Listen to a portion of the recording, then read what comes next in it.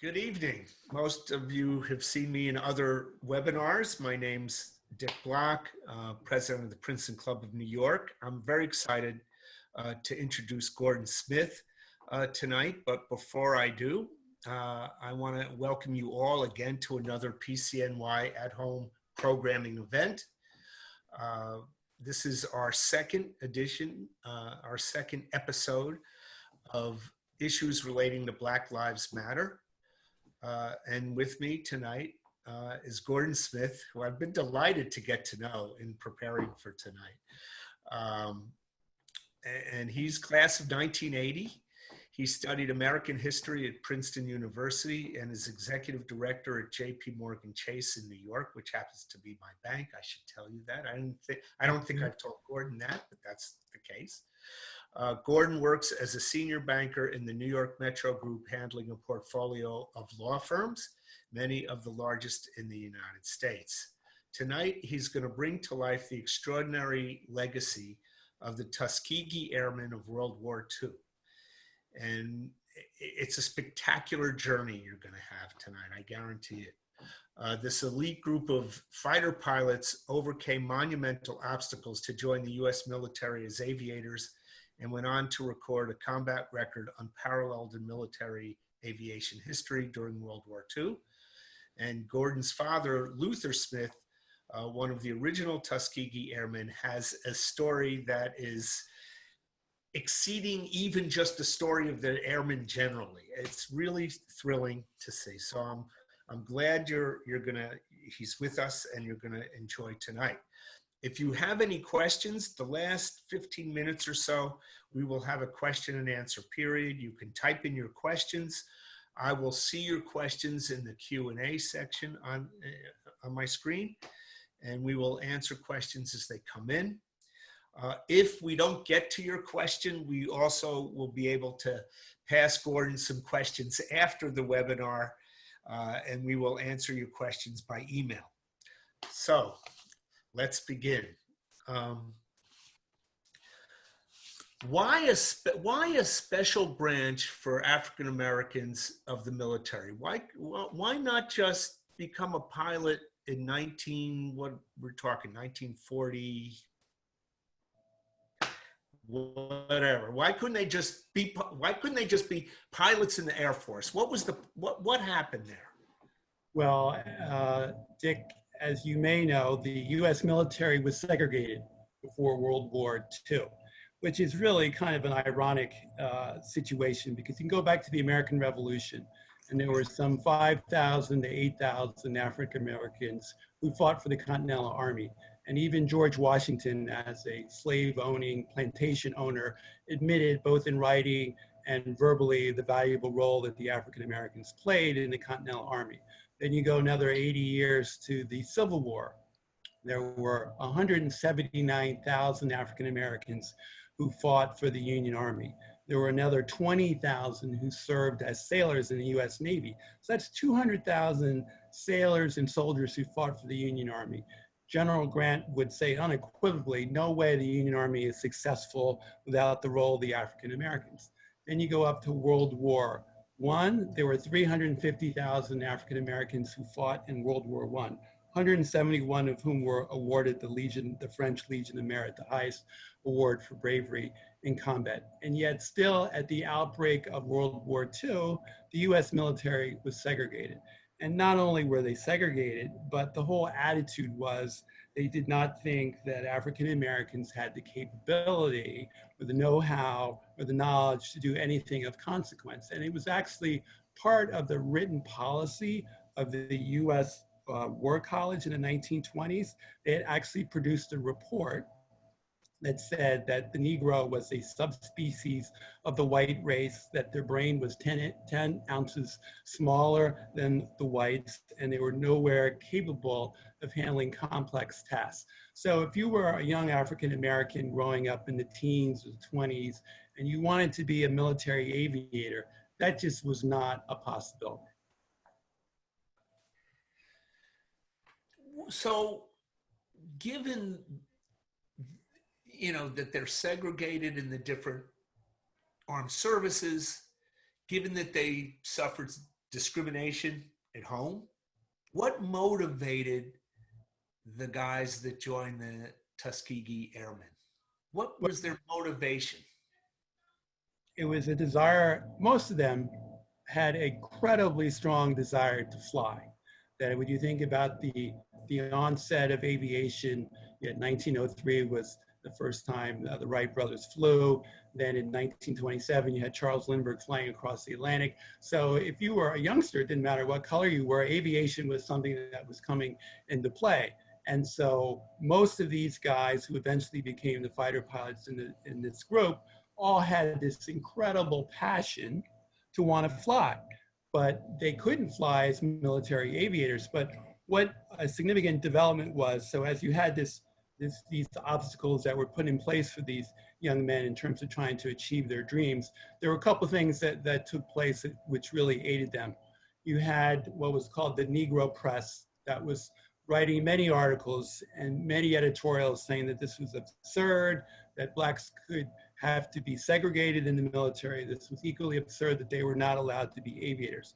Then as the storm clouds of war began to form in Europe in the late 1930s, Congress and the military realized America was pretty unprepared in many aspects with the military, specifically with respect to what was called the U.S. Army Air Corps at the time.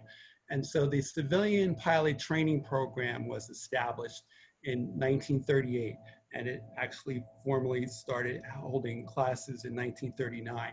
And the idea was that the government would provide the airplanes, and they would provide textbooks and uniforms and supplies, and then whatever flying school or a college or university that would be selected, then they were responsible for supplying the instructors and the actual air sites, the runways, the training facilities, and whatever kind of dormitories and mess halls, et cetera, would go with the students who were there. So with that program now, African Americans were allowed to enroll in the civilian pilot training program. It was about 72 hours of ground school work, and then there was another 35 to 50 hours of flight time that went with it. And so with the civilian pilot training program, now you had a number of African Americans who finally had access to learning how to become a licensed pilot. And where did that take place? So this was 1939. So in 1939 and 1940, as the program was being rolled out, at the onset of 1940, you probably had about 100 African Americans at that time who were licensed pilots. So they were starting to fly. Again, the concept of flying in the military still was not something that was even being contemplated. But again, the pressure, as I said, from the black media was there. And as folks were sitting by and say, well, geez, you know, you've got African Americans, they're getting their licenses, they're learning to fly. It's kind of absurd that they can't fly in the military. And so finally, Franklin Delano Roosevelt, a president, relented at the end of 1940. And he said, okay, I'm going to devise one fighter squadron. And that fighter squadron was designated the 99th.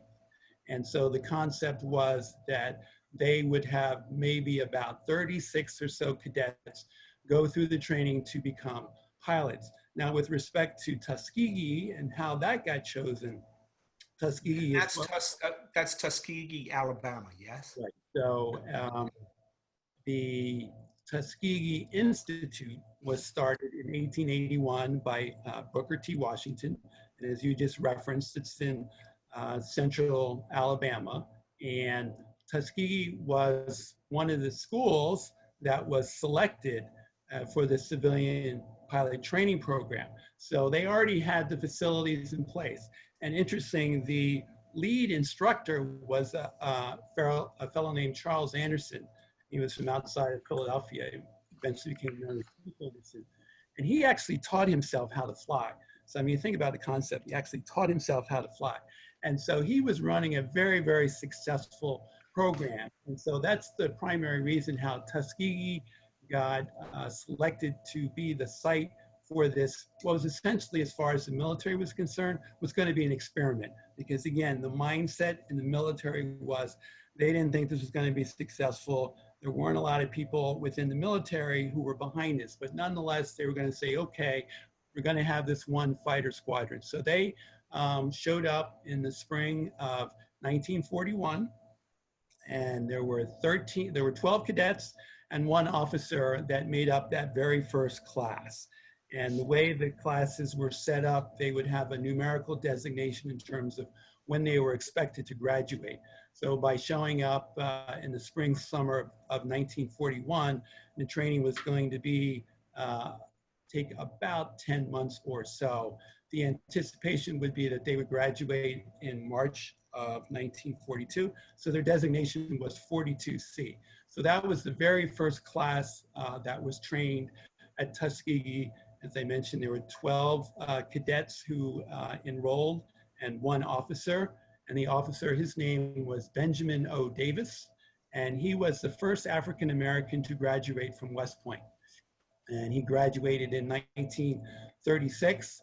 And while he was at West Point, Dick, he was completely ostracized. He had to live by himself. No one would live with him. He had to eat by himself. The only time anyone ever talked to him was in an official capacity with respect to issuing an order. So think about the resolve and the resiliency that he developed by going through that. And then when he graduated 35th out of a class of 276. So if you graduate that high, you pretty much have your choice of where you can go. And he wanted to go into the Army Air Corps. But in 1936, sorry, that wasn't going to happen. But he was selected to go into that very first class. And I should add just the irony when the World War II broke out in December of 1941. And so at that point, there were going to be more and more applications from everyone to join the military, and particularly now African Americans were going to be allowed to sign up for this military aviation training. And so if a African American, you'd have a physical test and you'd have a mental aptitude test, and the mental aptitude covered things like mathematics and physics and English. If you pass that test, if you were an African American, you still had to wait to find out whether or not you were going to be selected to go to this, quote, experimental program down in Tuskegee. So unlike their white colleagues who got accepted into military aviation, they would immediately go right into their training. But for the African Americans, they had to wait. And while they waited, a lot of them were still subject to being drafted by the military because they hadn't formally been accepted. They were waiting to hear. And so sadly, there were many, many African Americans who had passed the test, both the physical test and the mental test, but yet they didn't get a chance to go into the aviation training because they got drafted and off they went. And so that waiting time could be anywhere from 4 to 8 months. How many people applied for the program and how many people got accepted? So there were about 14,000 who eventually went through training at Tuskegee. Now, in terms of the actual pilots, there were 992 pilots who eventually got their wings. But for everyone who got their wings, the graduation rate, successful graduation rate, was about 20% per class. So about 80% of those who applied and were accepted failed. So of the 992, you figure with that kind of acceptance rate, there was probably about 5,000 who applied, who actually applied and were accepted. And of those 5,000, only 992 got their wings. And for every pilot, there was probably anywhere from 8 to 10 various folks who played a key role in terms of support, in terms of the ground crew, the mechanics, security, medical personnel, meteorologists, ordnance folks, et cetera. So as I said, there was roughly 20% success rate for those who made it into the program. And of the 992, 355 actually deployed to Italy in middle of 1943 with the first squadron, and the rest of the squadrons went over in the beginning of 1944. So of that 355, there were 81 who were killed, 31 who were prisoners of war. And so years went by before when they started the training back in spring 41, I think Yep. you said. Yep. It wasn't for years until they were actually allowed to go participate in the war. So the first class, as I said, uh, graduated in March of 1942. So of the original 13 that were in the class, there were only 5 who made it through.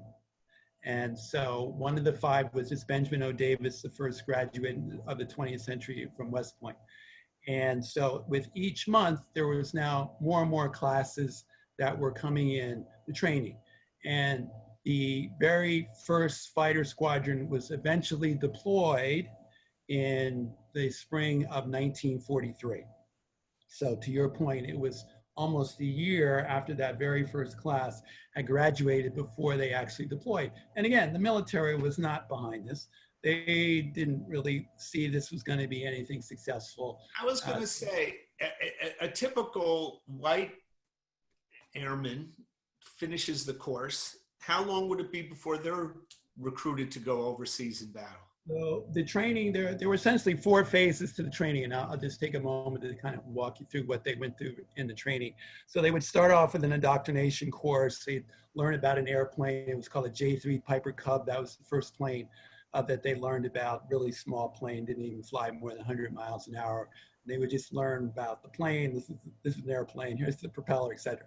And from that, they would transition to what was called primary flight training. And so in primary flight training, they'd have about 60 hours of actual flight time.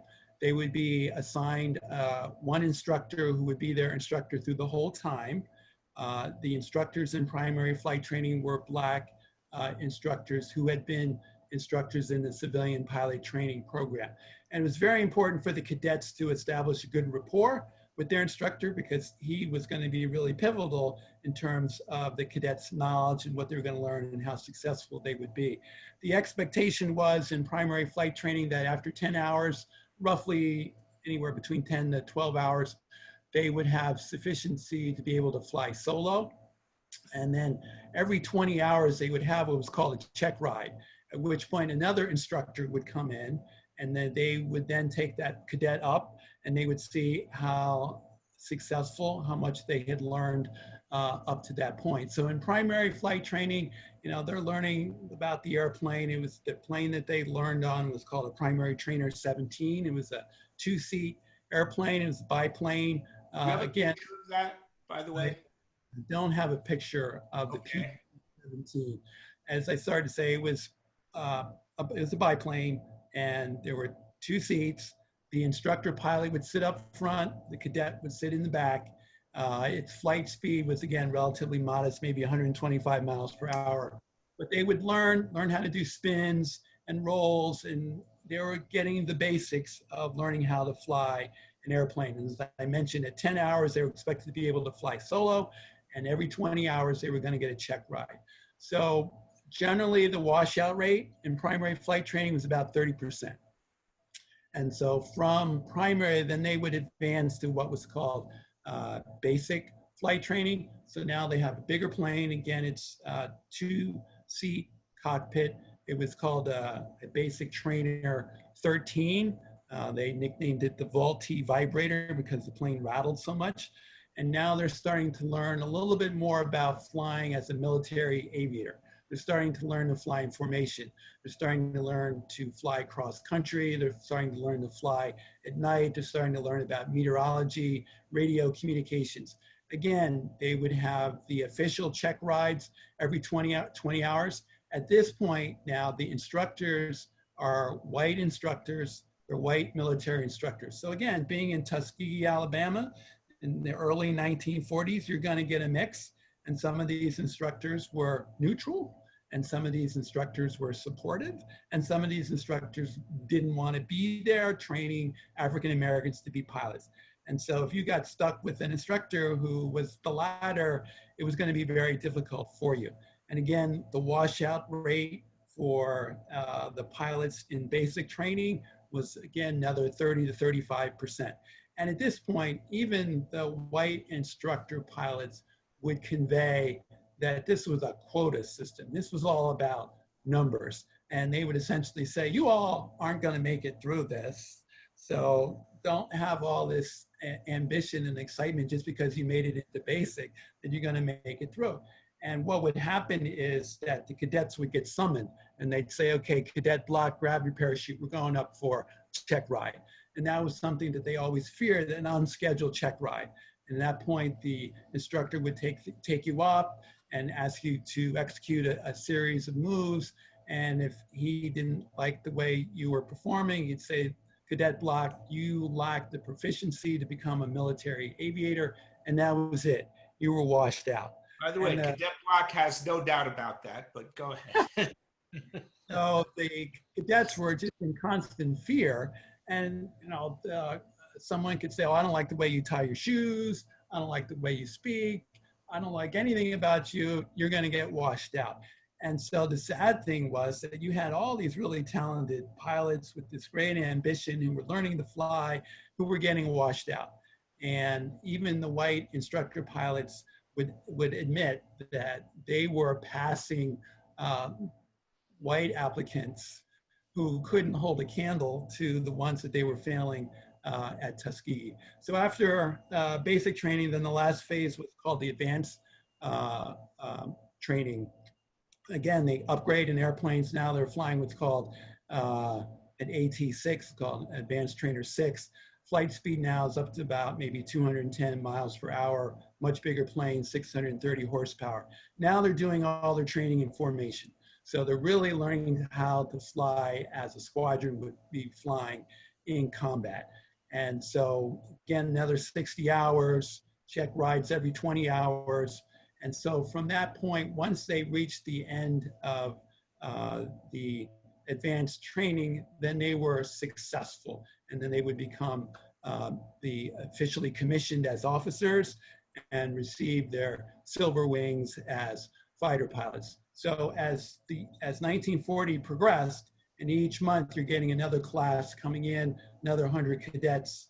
And as I mentioned, in the spring of 1943, the 99th deployed to Europe. They were the first ones to go, and they originally went to North Africa. And what's significant about when they went to North Africa was typically a fighter group, a fighter squadron would be assigned to a fighter group, but they were attached. And it was more than a semantic difference because the leader of the group that they were being sent to, it was designated the 33rd Fighter Group, and the colonel's name was William Momier. Momier didn't want them there.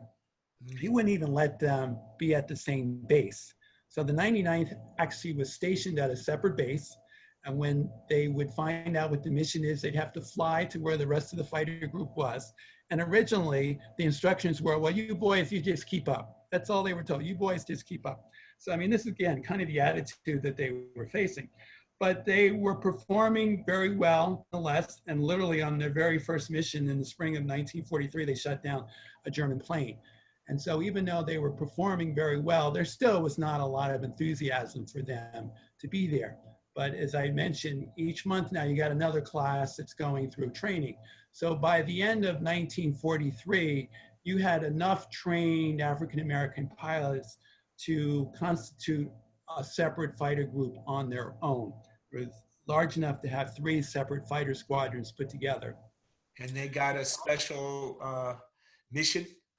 Well, so at that point, at the end of 1943, Benjamin O. Davis, who was, again, this West Point graduate I mentioned, and he was originally had gone over to Europe with the 99th, and then he got called back to the US because he was going to take over command of this much larger group. But as I mentioned, there still was not a lot of enthusiasm for this to take place. And even Colonel Momier, who was in charge of the 33rd, where the 99th was attached to, he was complaining and saying that these fellows, they shouldn't be here. This is a waste of taxpayer money, et cetera. We don't want this to go on. So the senior most officials in the military actually then had a study prepared, and Davis had to present as to why this should continue. Unfortunately, Davis was in the States because he was there getting ready to take over the 3 squadrons that were being formed. And he was able to explain, we're doing everything that we've been asked to do with the equipment that we've been given. Our performance is equal to any other fighter squadron. And fortunately, the senior most members of the military agreed. There just was insufficient evidence to end the so-called experiment, so they were allowed to continue on. So now we transitioned in 1944. And at that point, the American Air Force was taking heavy losses, and there was a tremendous need for fighter escort. And so the three squadrons that I mentioned, they were given a numerical designation, and they were known as the 332nd Fighter Group. And so they left for Europe in January of 1944. It took them about a month to get to Europe. They first went to North Africa, then they went to Sicily, and then in February of 1944, they arrived in Naples. And they were stationed in a little town called Monte Corvino, Italy. And their initial assignment was flying what was called harbor patrol, which was relatively inconsequential, flying around the harbor. They rarely even saw enemy fighters. And they had the worst plane in the entire arsenal to fly. It was called a P-39 Air Cobra. It was slow. It had what's called tricycle landing gear. It just was an inappropriate fighter. So it's probably best that they didn't encounter too many Germans. So they really weren't doing anything of consequence. Were they given the inferior plane because they were African-American group? Yeah, they had an inconsequential assignment. Again, nobody wanted them. The 99th, which was still based in North Africa, was flying the P-40 Warhawk, which was a good plane to fly at the time, and they had distinguished themselves. But the 332nd, those three squadrons that went over in 1944, they were flying the P-39 Air Cobra. And so things were just really inconsequential. But again, as I had referenced a few moments ago, the US was taking heavy bomber losses. They were flying daytime bombing raids over Germany, and the losses were substantial. And so the decision was made to create a new Air Force group at the designation, the 15th Air Force Group. And the commander of the Air Force Group, the 15th, his name was Nathan Twining. And so he knew he needed fighter escorts for his new group. And he summoned Colonel Davis and reportedly said, "Davis, are your boys ready to fly fighter escort?" And Davis reportedly said, "My men are indeed ready for this assignment." And so at that point, Dick, everything changed. And they moved from being in Naples, they moved now over to the east coast of Italy. They were in a little town called Ramitelli, which was just off the coast of the Adriatic Sea. They now were officially part of the 15th Air Force Group, and their job was to fly fighter escort for the bombers. So the American bombers were stationed there in Italy. They were in various air bases south of Ramitelli, and their job would then be to fly as an escort as the bombers approached Germany and then escort them back home. So this was... How did the bomber pilots, who were white, how did they react to having an escort group that are African Americans? Well, interesting. In the very beginning, as the 332nd arrived at Ramitelli, there was very little knowledge that there was this black fighter group. And so when they got to Ramitelli in May, and the 99th then, which had been in this other group that I had told you about, was now brought in. So now they had, Colonel Davis now had 4 squadrons. Again, the numerical designations were the 99th, the 100th, the 301st, and the 302nd. So now he had 4 squadrons. And when they arrived, they were given the P-47 Thunderbolt to fly, much better plane than either the P-40 or the P-39. Problem with the P-47, as big and powerful a plane as it was, it lacked the range to go all the way to Germany and back. So they only flew the P-47 briefly during the month of June. And by late June, early July of 1944, they were given the P-51 Mustang, the premier fighter plane at the time. But as is consistent with what the story has been, they weren't given brand new P-51 Mustangs. They got the hand-me-down planes from the other fighter groups. And so their model numbers were P-51B, P-51C. The brand new plane was the P-51D model, but they weren't given Ds, they were given Bs and Cs. Bs and Cs had a what's called a flat back canopy where the visibility was not as strong. They only had 4 guns on it as opposed to 6 guns that you had on the P-51D. But nonetheless, it still was a premier fighter plane. Speed was about 450 miles per hour. It could fly as high as 40,000 feet. I mean, it was clearly a frontline plane. But as they got these hand-me-down, I'm sorry, and this was to escort our right, B-52 bombers. so as they got the planes from these other fighter groups, they were all coming in with different markings from the other fighter groups, and they wanted to have their own marking, a marking that would designate the 332nd. So the only thing that they had in sufficient supply was red paint. So they took red paint and they painted all the tails of the P-51 Mustangs red. Now I know you have a picture of that.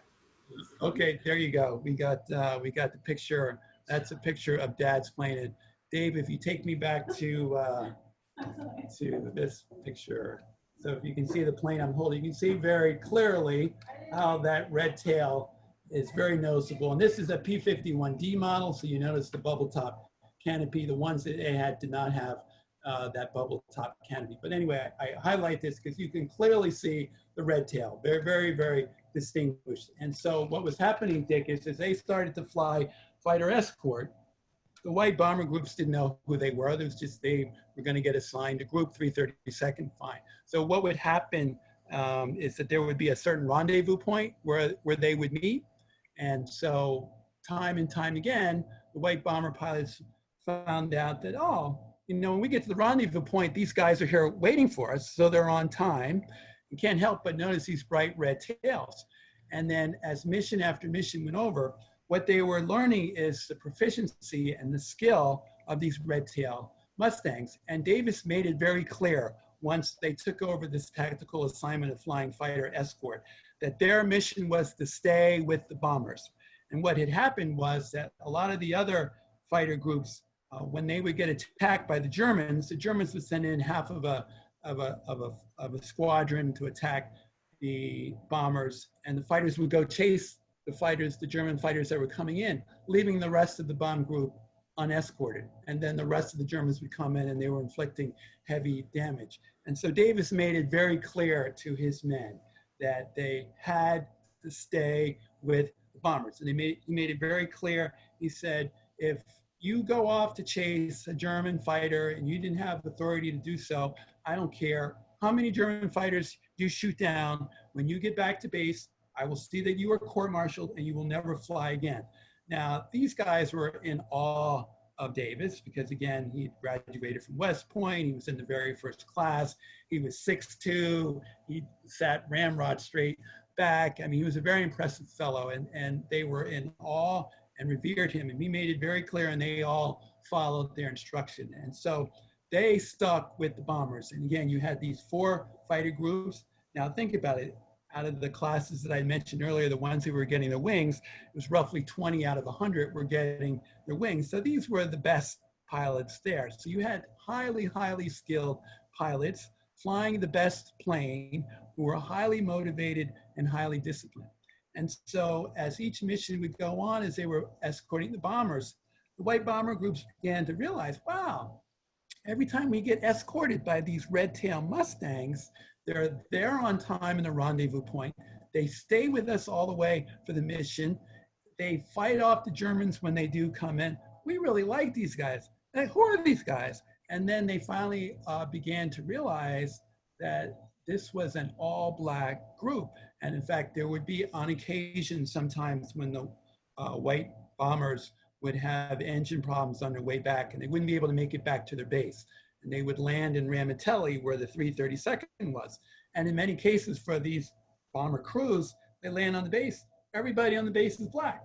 And they had no idea that there were blacks flying as escort. And here they are on the base and they're surrounded by all these black fighter pilots and all the maintenance and the crews, et cetera, that went with it. And so they understood that, wow, these guys are black and these are our escorts.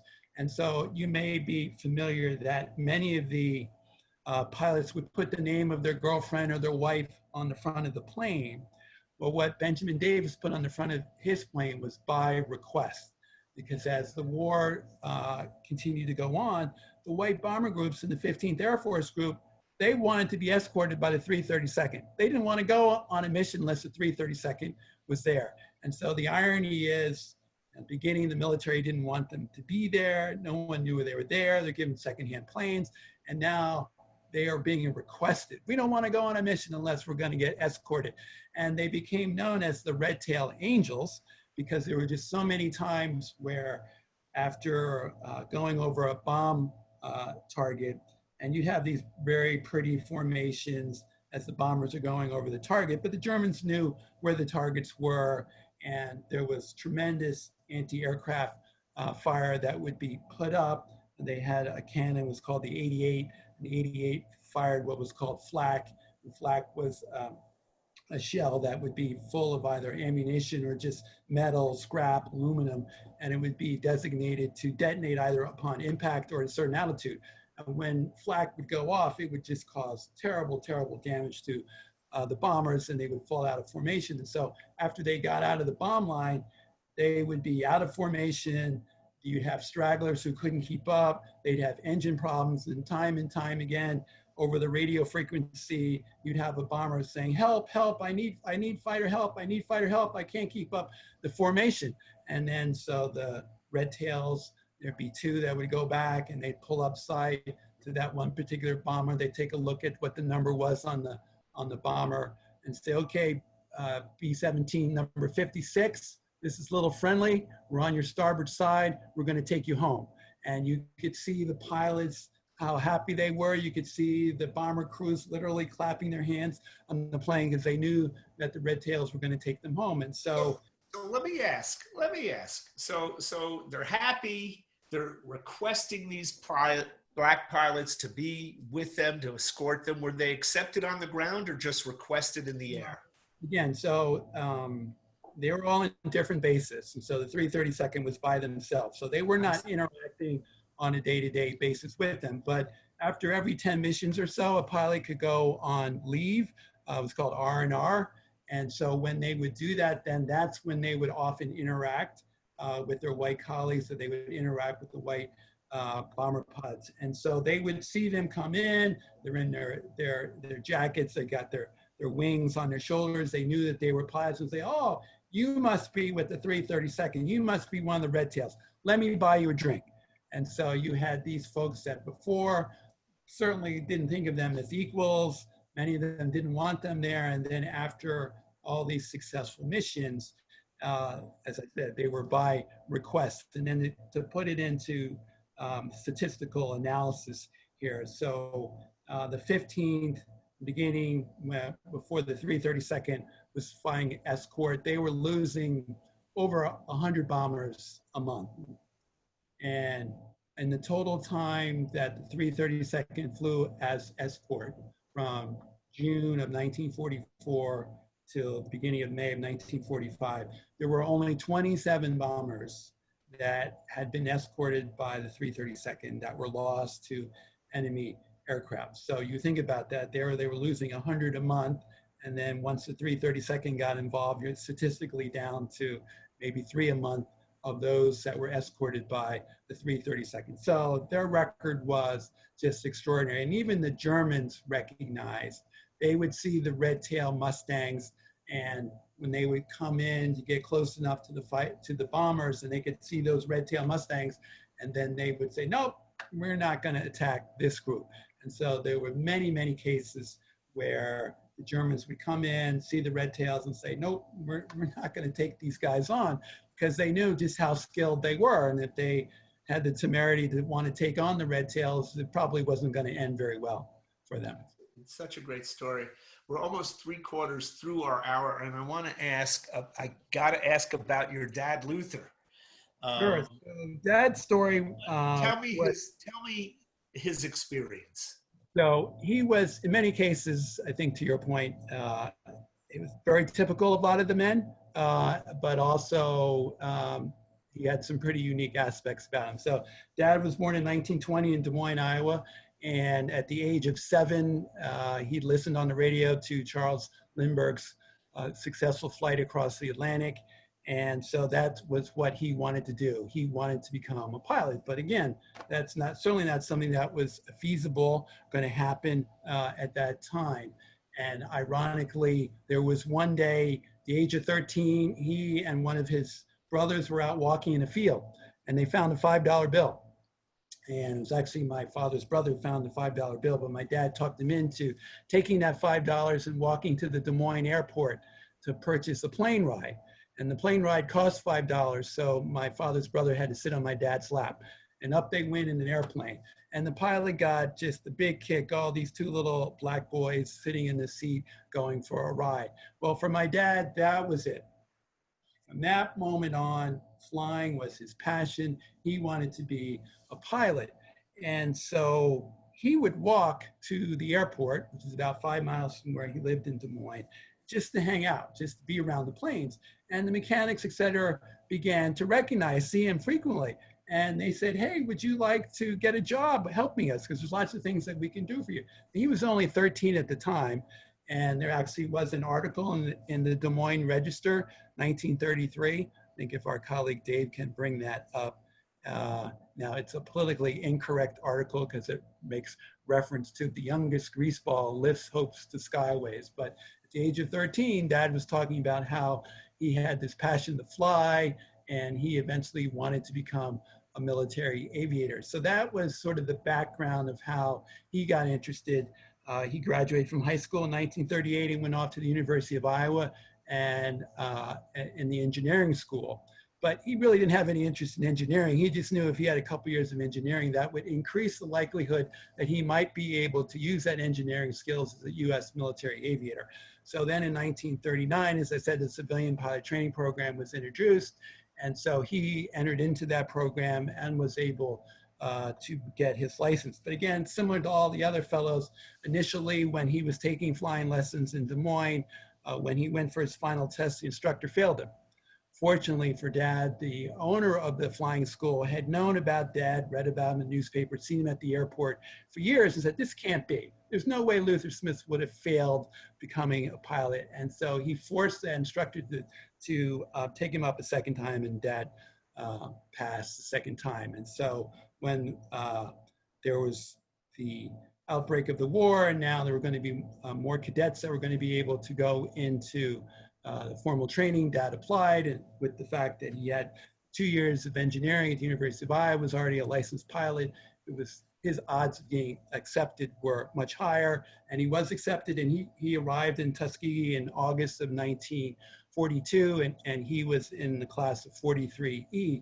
So in my dad's case, he'd never been outside of Iowa in his life, so for him going down to Alabama was his really first experiences of segregation. And sure enough, while he was on the train ride down, he was forced to go to the back of the train. And when he arrived in Alabama, it wasn't like he was anywhere close to Tuskegee, and he had to figure out on his own how to get to the air base. He thought the training was challenging, but again, because he was already a licensed pilot, I think he had a little bit easier of a time. I do recall his talking about learning the flying formation was much different than what he thought it would be, but that's him right there in the bottom in the middle. He was successful, and on May 28th, 1943, he graduated and was commissioned a U.S. officer and got his military aviation wings. So this is the actual wings that he was awarded in May of 1943. And so Dad told me that was the happiest day of his life.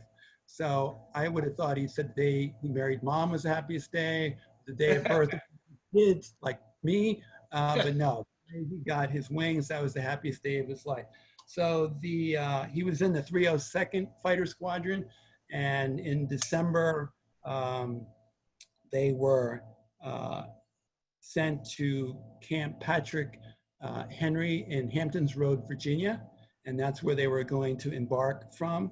And on Christmas Eve, he and a number of other of his colleagues went to a movie theater, and they were just wanting to see a movie.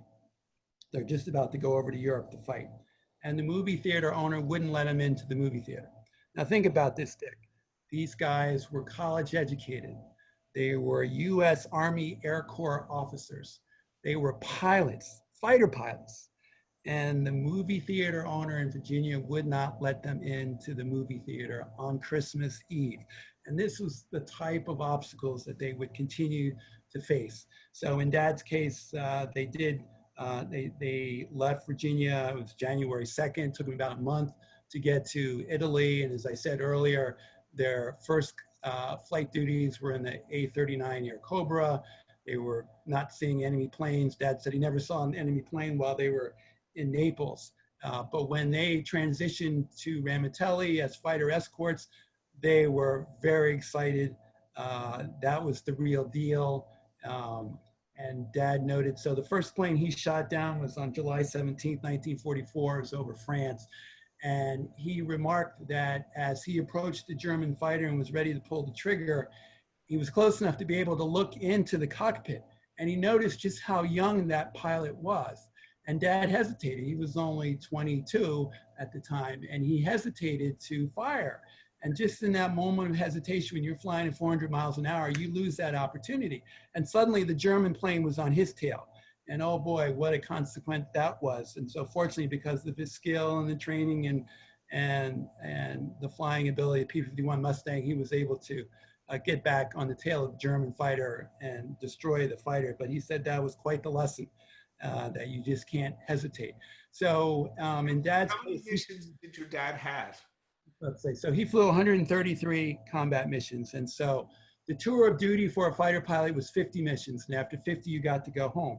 But they were not replacing the black pilots. The black pilots had to keep flying. The replacement pilots were not coming in. And so, I mean, there's really no magic. After 50 missions, your odds of survival start to distinguish rapidly, because when you think about what a pilot would go through, and I often like to imagine what these guys would experience as they would get awoken at 4:30 in the morning and saying, okay, you're going to be flying today. They could be strapped into their P-51 Mustang, and they're sitting there and the sun's coming up over the horizon, and they've got their 3 internal fuel tanks all filled and 2 external fuel tanks, because the mission is going to be anywhere from 5 to 6.5 hours, flying anywhere from about 1,200 to 1,500 miles round trip. And so as they're sitting there on the runway, think about the emotions that they would have been going through. They've got 6 50 caliber machine guns on both wings. They're ready to go, but certainly they're full of anxiety, because is that engine going to get them where they need to go? They've got to fly over the Adriatic to get there. They got to fly over the Adriatic to get back. And then are they going to run out of fuel? Are they going to run out of ammunition?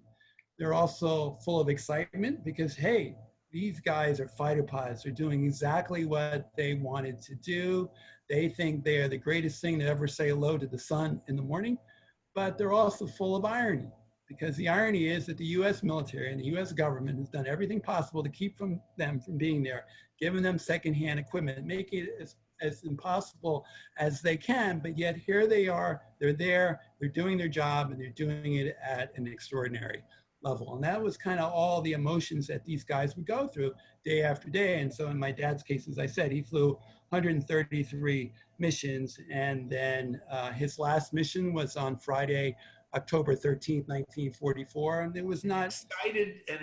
This is, now we're talking about a movie quality scene you're going to describe. It is pretty amazing. So that day was really no different than many of the other missions that he had flown. And I just going to backtrack for a moment. Eventually, the 332nd did get the D models, the ones with the bubble top that I referenced. But Dad had flown so many missions with his model that he didn't want to change. Maybe some of it was superstition, but he said, no, I'm sticking with my plane. It's gotten me through so many missions, so he's sticking with his plane. I bring this up because it's kind of interesting that if you actually see a photo of the 332nd flying, you'll see the different types of planes that they're flying. You're never going to see that in a photo of World War II, where you've got one squadron flying different type of models of the same airplane. But in any case, on this Friday, October 13th, the mission was to Black Hammer, Germany. So typically when they would fly escort, they would have one of several roles. It was either escort the bombers to the target, escort the bombers over the target, or escort the bombers on what's called withdrawal. So it was either called target cover, penetration cover, or withdrawal cover. If the mission was not so long, they could do all three, but if it was all the way, say, to Berlin, then they would just have one of the three. And then what would happen is after they brought the bombers back to where it was safe, what was called the bomb line, at that point, then they would go after what was called targets of opportunity.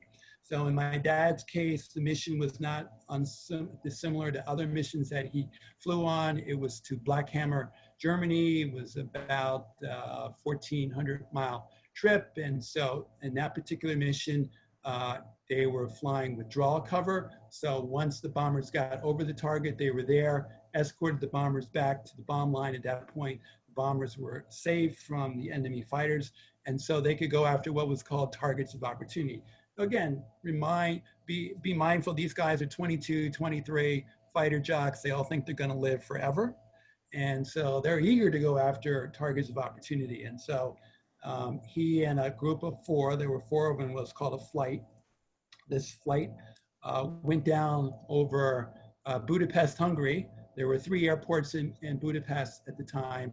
And so they went down the strafe, one of the airports. And so the 4 of them went down, and Dad was lining up on some planes that were on the ground. At this point in the war, the Germans were starting to run out of fuel. So there's not a lot of fuel on a plane that's sitting on the ground that's not about to take off. Very difficult to destroy an airplane that doesn't have any fuel in it just by firing a machine gun into it. You're gonna have to get really close to destroy it. And so Dad went down, he lined up, and as he lined up, he saw, oh, there's actually 2 what was called Henkel 111 bombers there. And so he destroyed one on the first pass and then came around the second time. And as a fighter pilot, you never want to go back to the same target twice because they're going to be waiting for you. But again, you're 22, you're going to live forever. So Dad swoops around, comes in a second time.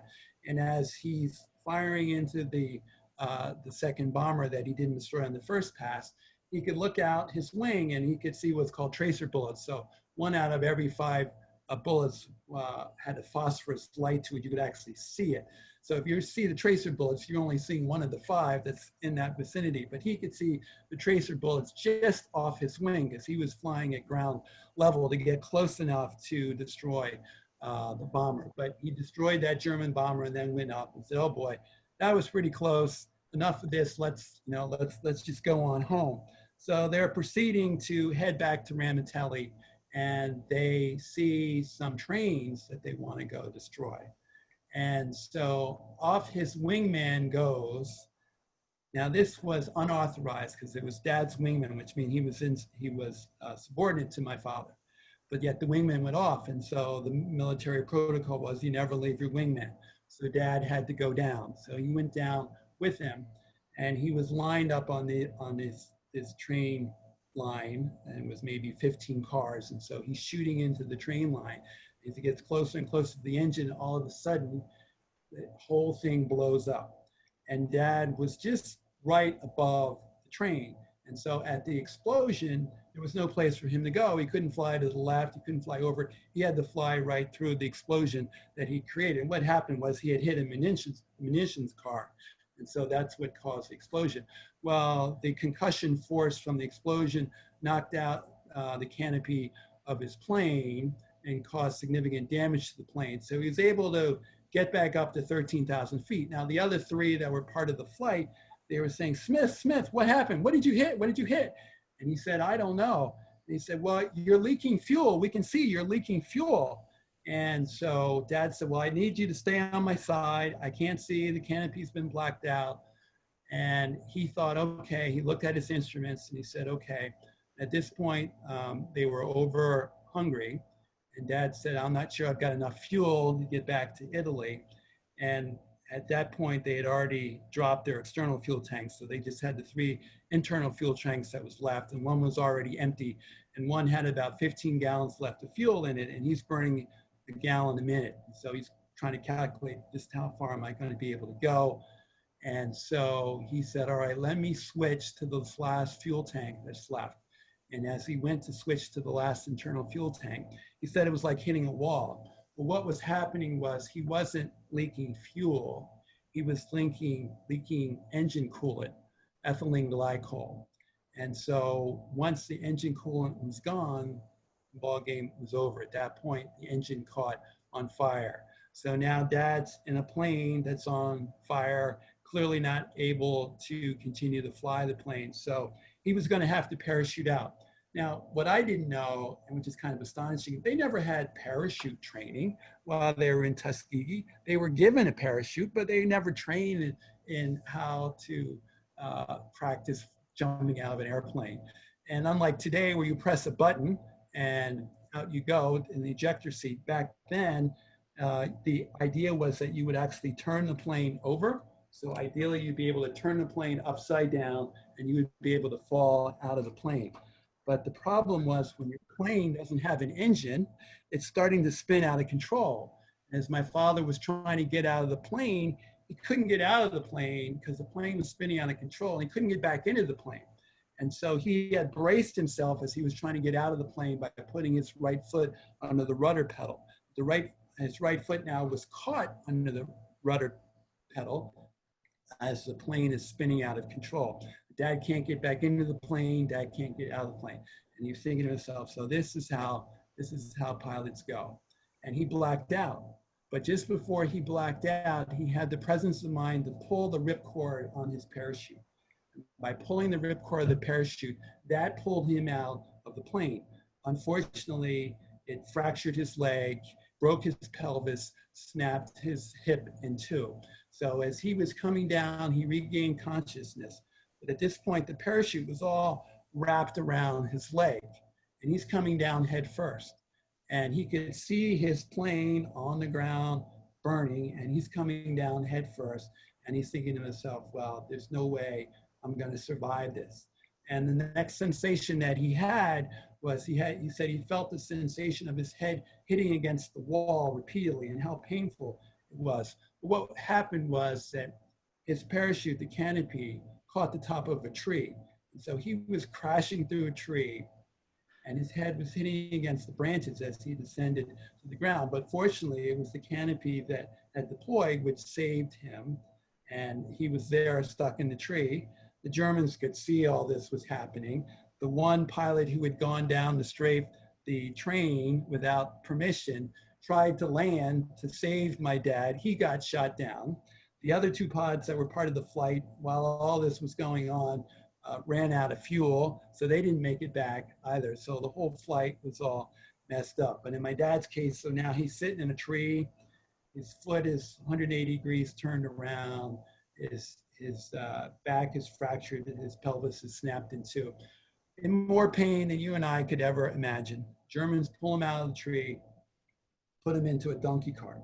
So there my dad is at age 23 from Des Moines, Iowa, sitting in this donkey cart in Yugoslavia, surrounded by these German soldiers and the civilians in the town.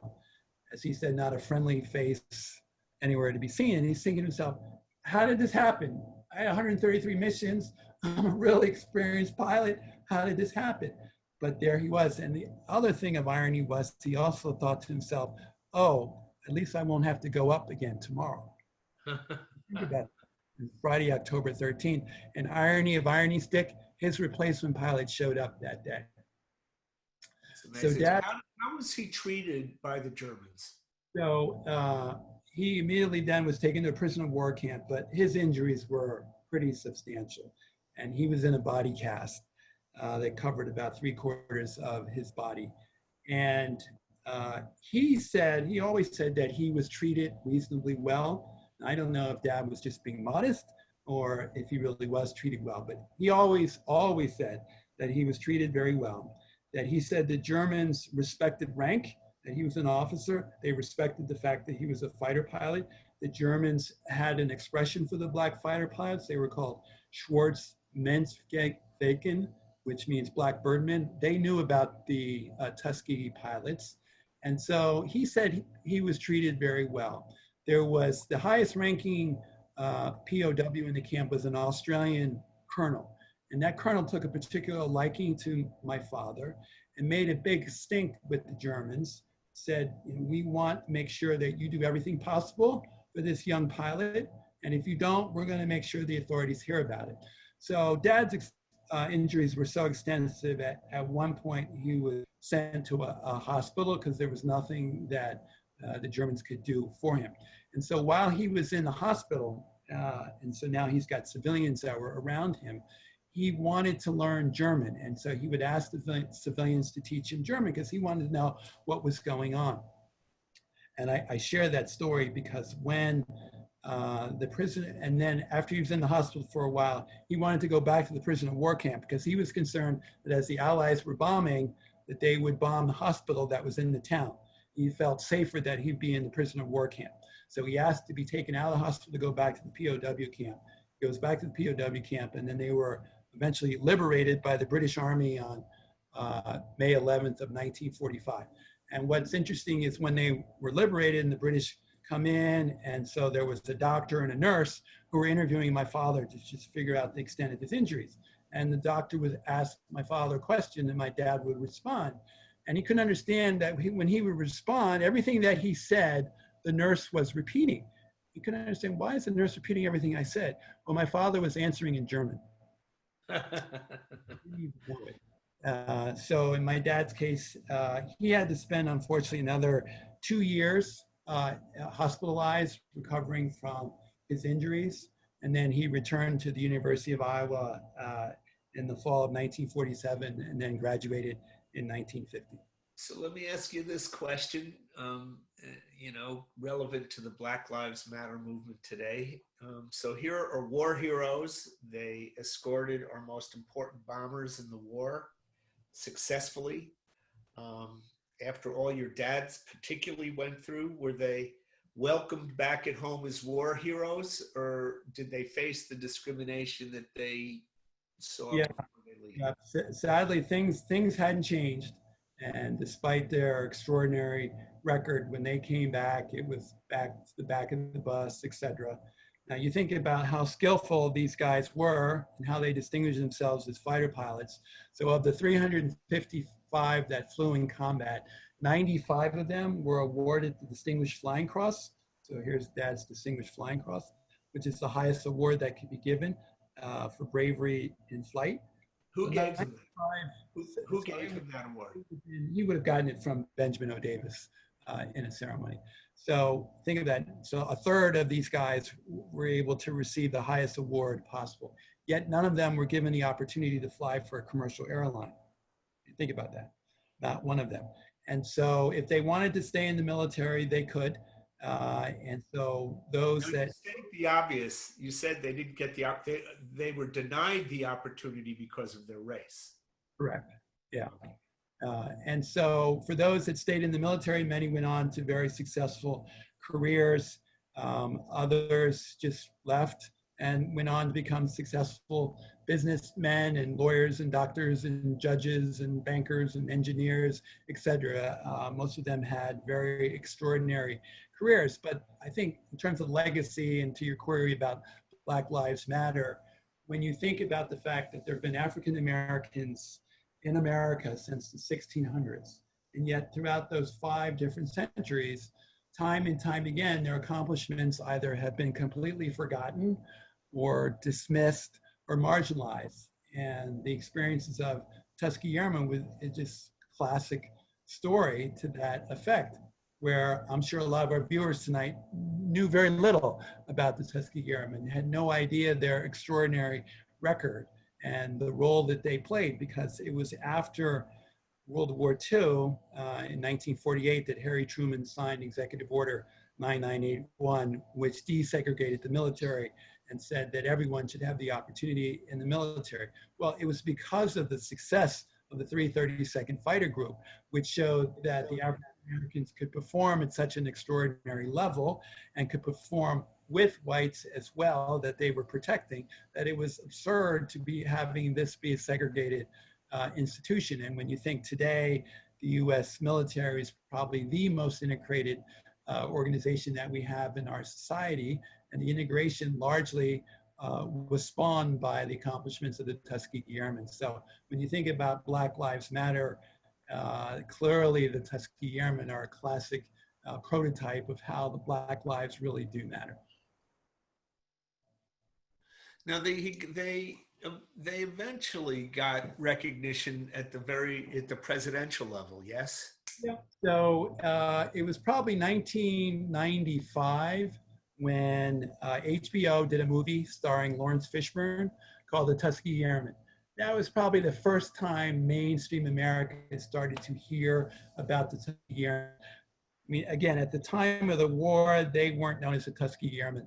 That was really something that they collectively called themselves, which included the pilots and all the ground crew. So when you hear Tuskegee Airmen, no, that could be a pilot or a member of the ground crew. But the name Tuskegee Airmen really didn't become nationally known until the mid 90s. So at this point, that was 40, 50 years after the war. And then in the year 2012, you might have been familiar that George Lucas did a movie called The Red Tails that with mainstream distribution. And so at that point, lots and lots of people began to learn about the Tuskegee Airmen, but sadly, this was 50, 60 years after the end of the war. We have it's just a fantastic story. We have some questions from our attendees, so let's address some of them. Lewis Brown asks, how have the children of Tuskegee Airmen fared with respect to their involvement in civil rights movement? Have there been any particular involvement of the children of the Tuskegee Airmen? So I've had a chance to meet several other legacies, if that's what you want to make a reference to. It's always a pleasure to hear how their dads' experiences were after the war and what they've done. And as I was saying earlier, I think they would all say that they learned about discipline and overcoming adversity and persevering from their fathers, and that passed on to them. And so in many cases, you're going to see the offspring, even though they may have faced adversity, even though they may have been in situations where they were clearly in the minority, that they had this drive that they just inherited from their parents to not let the obstacles get in their way and continue on. And so it's been my observation that from the sphere of professional accomplishments, when you hear about the Tuskegee Airmen and their offspring, in many cases, their offspring have been very successful because their fathers just instilled that discipline and overcome adversity. And it always was a source of pride to me that my dad often said one of the things that he was most proud of, that both of his kids graduated from Princeton. I have an older sister, Debbie, and he always took great pride in saying, yes, both my kids graduated from Princeton. Fantastic. Okay. Someone noted, Gene Goldman notes that there's a special photo behind you on the fireplace mantle. Is that an award? Yeah, so that is a award that the University of Iowa gave to Dad. So what was interesting to me is that Dad graduated in 1950. And then in the year 2000, and Dave, you want to put that picture of the plane up, Dad's plane, the Iowa Air National Guard had a plane built that was a model of my father's airplane. And it now sits in front of the entrance to the Iowa Air National Guard facility. So that's the actual plane itself. You see the number 93. Dave, if you go to the prior picture, it'll show a little bit of close-up so you can see his names underneath the cockpit. And you see the two German swastikas, and that represents two planes that he shot down in the air. So in the year 2000, when they had this ceremony at the university in Des Moines, we drove out to the University of Iowa, and my dad said that was the first time he'd been back to Iowa since he graduated in 1950. And I said, how can that be? Because we had grown up and I'd gone to visit my grandparents and cousins and aunts and uncles in Des Moines. Dad, how could that be? You never went back. And he said, well, son, when I was a freshman, I wasn't allowed to live on campus. And so, oh, it kind of struck home to me. But anyway, Iowa went to great lengths to honor my father, and their School of Engineering put him into their Distinguished Alumni Academy. He is now in the University of Iowa Hall of Fame. And so the picture that's behind me is what's called the Dedicated Hawkeye Award. And 2 years ago, they honored him as being an alumna of University of Iowa and his accomplishments both as a fighter pilot and as an aerospace engineer with General Electric. And your dad was at General Electric how long? So he was at GE for 38 years. And if you have time for the quick story, it wasn't easy for him to get that position, was it? Exactly. So, here he is, a highly decorated fighter pilot, a University of Iowa engineering graduate. And his dad was applying for employment after graduating from college, nobody would interview him. And he was getting denied left and right, couldn't get an interview. And so he interviewed with General Electric, and like all the other companies that he tried to get an interview with, they wouldn't give him an interview. My mother wrote a letter to GE. Now they had just been married a few months, 3 months, and my mother, Lois Smith, writes a letter to GE and says, how old was she then? Oh, she was 27. My dad was 30. And so she writes a letter and says, how can it be that my husband, a highly decorated fighter pilot, a graduate of the engineering school of the University of Iowa, can't even get an interview at a company as large as General Electric? And that letter went to the senior most levels of GE. And the executives were, needless to say, pretty ashamed. And so as it turns out, Dad suddenly got interviews. He actually got offered 7 different positions at GE. And my father, he shared it with my mom and he said, Lois, I don't understand. Now here's the initial rejection letter. And now I've got these 7 different offers. So it was many years later before he found out my mother had written. She never told him. No, it was many years later before he actually found out. But he proceeded to spend the next 38 years as an aerospace engineer, very, very involved in the aerospace program. Well, this has been, for me, fantastic evening. I hope for our attendees. We do have more questions. We will probably send, we are all already over time. And we will probably send those by email. We'll send the questions to Gordon and you can respond. Gordon, thank you so much. This was really something else, very unique. There's a book about them. So there's lots of books, and I'd like to highlight one book called. Please do that. Please do that. Airspeed Up is written by Dr. Harold Brown and his wife, Dr. Marcia Bordner. It was just released a couple years ago. So a lot of the things that I've talked about, the experiences, they go into detail in the book. And I think you mentioned that there'll be ways the listeners can write in, and I can see that they get the name of the book. But Dick, it's been a pleasure for me to be able to share what I like to refer to as not the story, but the history of the Tuskegee Airmen. And this, in a time when our nation is really divided, this is something that we can all be really proud of. This is our history.